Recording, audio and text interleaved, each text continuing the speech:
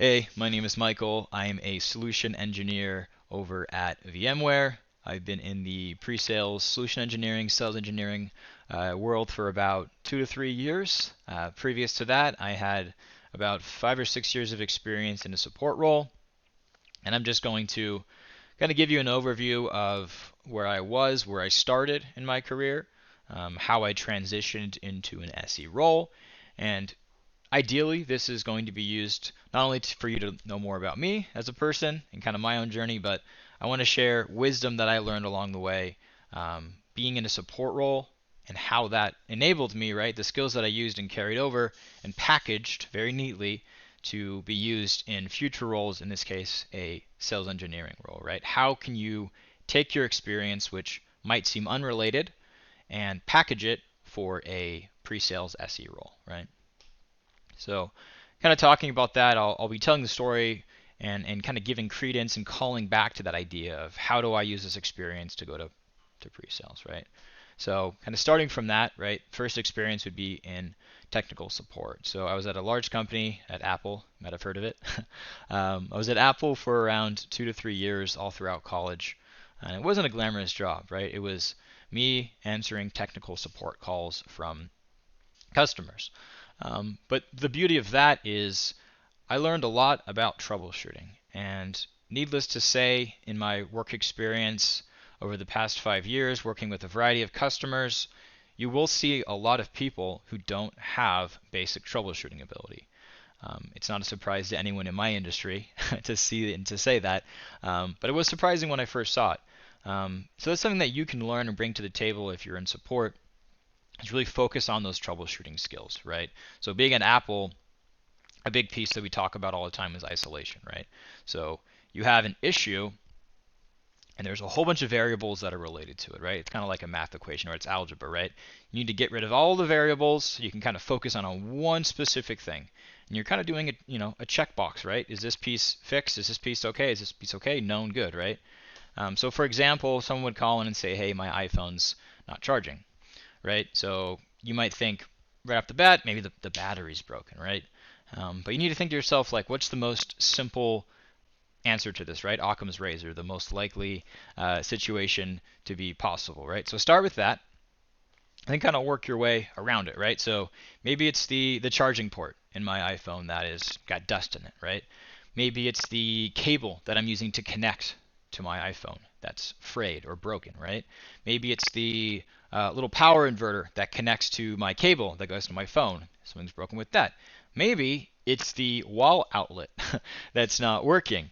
So it could be a whole bunch of things, right? But you have to programmatically and systematically go through every single step along the way to say, okay, it's not this, it's not that, it's not that, it's not that. And then you come at the conclusion, maybe it's the cable that was broken, right? But this systematic approach to troubleshooting is invaluable, right? Even in a pre-sales world, right? You don't want to have to defer any troubleshooting to a support ticket, right?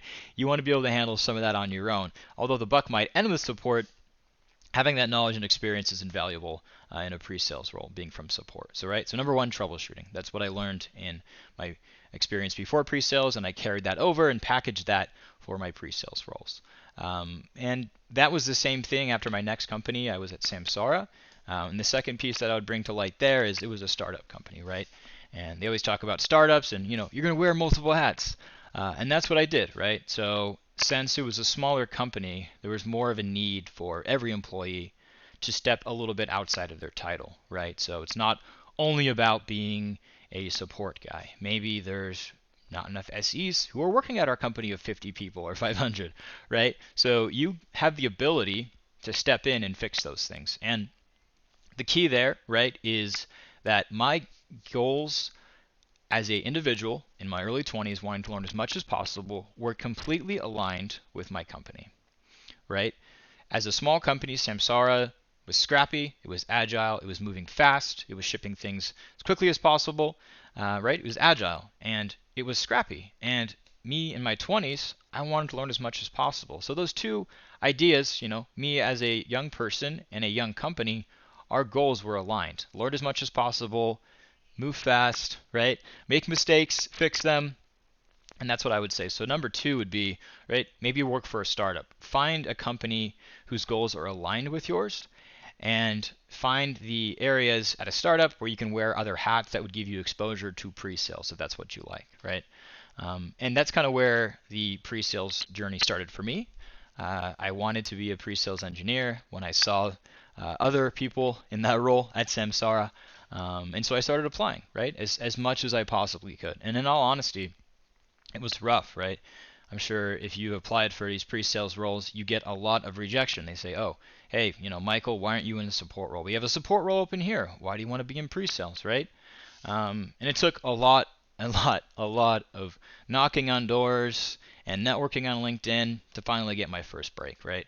And kind of the third piece of advice that I would give, and this leads into my kind of starting in the pre-sales world, is a competitor of my current company um, asked if I wanted to join, right? And I was able to not only leverage my industry knowledge of this product, um, but also my knowledge of the competitor, right?